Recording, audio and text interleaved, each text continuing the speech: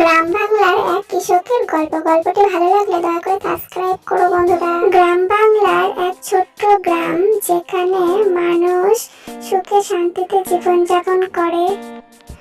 সবুজ ধান খেতে ঘেরা সেই গ্রাম, শান্ত নদী বয়ে চলেছে এই গ্রামের মধ্য দিয়ে।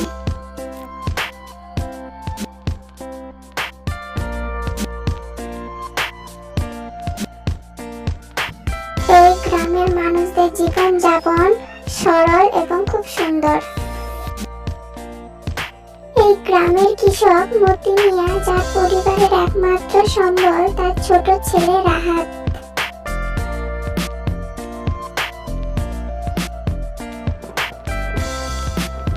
মতি মিয়া খুব পরিশ্রমী একজন কৃষক। তিনি রোজ দিন ভোরবেলা উঠে কার ধান খেতে কাজ করতে যান।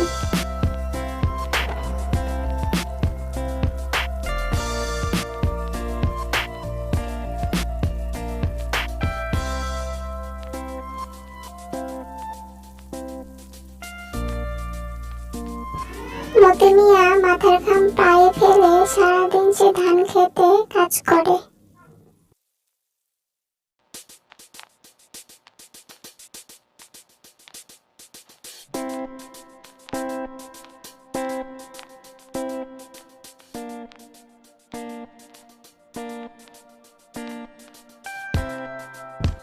রাহাত প্রতিদিন তার বাবার সাথে যেতে চায়।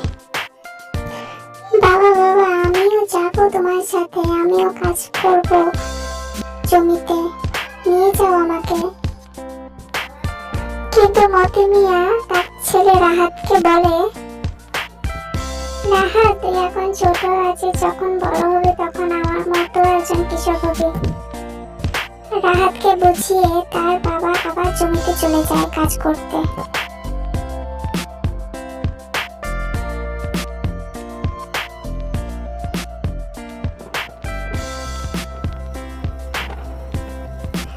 একদিন রাহাত সিদ্ধান্ত নেয় যে তার বাবার পিছু নিয়ে সে জমিতে যাবে এবং সে কাজ করবে।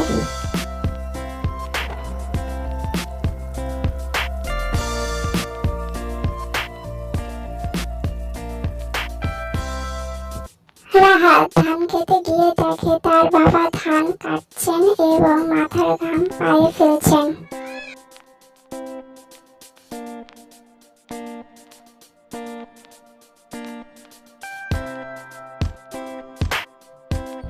রাহাত তার বাবার কাছে গিয়ে বলল, বাবা আমিও তোমার মতো ধান কাটতে চাই। মতি মিয়া হেসে বলল, তুই এখনো অনেক ছোট, তুই ধান কাটতে পারবি না, বড় হয়ে তারপরে এসব করবি। কিন্তু রাহাত জেদ করে এবং বলে, আমি চেষ্টা করতে চাই। তারপর মতি মিয়া রাহাতকে বলল, ঠিক আছে কাট তাহলে, কিন্তু সাবধানে কাটিস, হাত কেটে ফেলিস না আবার। রাহাত খুব মনোযোগ দিয়ে ধান কাটতে শুরু করলো। প্রথমে একটু অসুবিধা হলেও পরে সে খুব ভালোভাবে ধান কাটতে শিখে গেল। কয়েক মাস পর রাহাত তার বাবার সাথে প্রতিদিন ধান খেতে যেতে থাকে। সে এখন তার বাবার একজন সহকারী হয়ে উঠেছে। মতি মিয়া এখন তার ছেলের উপর গর্বিত এবং মতি মিয়া বুঝতে পারে তার ছেলে একদিন অনেক বড় কৃষক হয়ে উঠবে।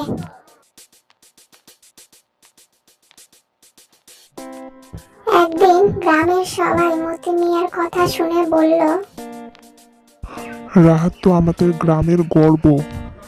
হ্যাঁ ঠিকই বলেছ, ওর মতো ছেলে থাকলে আমাদের ভবিষ্যৎ নিশ্চিত হয়ে যেত।